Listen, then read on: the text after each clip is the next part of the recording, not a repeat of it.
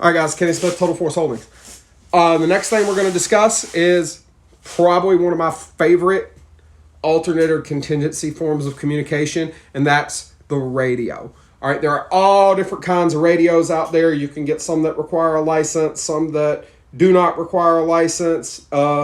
If you're smart, you can fly under the radar a little bit, but you have to be very careful. Take from that what you will on some of the radios that don't necessarily fit that band. And as such, because do you need to know if I'm ham licensed? No, you don't. Do you need to know if how I'm talking, what frequencies me and my friends use? No, you don't. So my radio is going to be consistently off. Am I licensed ham? Am I not licensed ham? Well, I don't know. Am I? So, with the radio, there's a couple things you need to understand. Unless you are bouncing off a repeater, which for the record, if you are not a licensed ham operator and it's not a legit major emergency, don't do that. That's bad. Don't do that.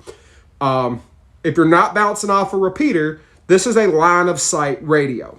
All right. That means minimal obstructions between this antenna and the antenna of the other radio you're talking to get your best work. So if you're going to use a radio in your communication plan, and I got to stand up for a second, but one thing to think about, and this is not the factory antenna on this radio. This is a nubby that I got just to make it a little bit more compact and useful. But this is not the antenna I would want to use if I needed to reach out.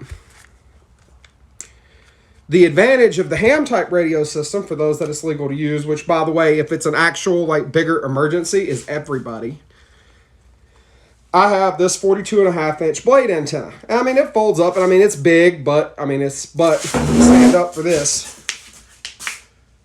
But I can extend the line of sight that this can see to by almost 4 feet by extending that antenna. So the higher up your antenna is, the more likely it is to clear certain obstructions and get a clearer path, a clearer line of sight to the recipient. So if you're going to incorporate radios into your PACE plan, longer antennas are your friend. And I actually need to replace this one just because some of the joints are given out, but these aren't expensive. Neither is the radio itself. That's why I use it. If something were to happen to it, I really don't care because I'm not out that much. But if you're going to use the radio, you cannot rely on just one antenna.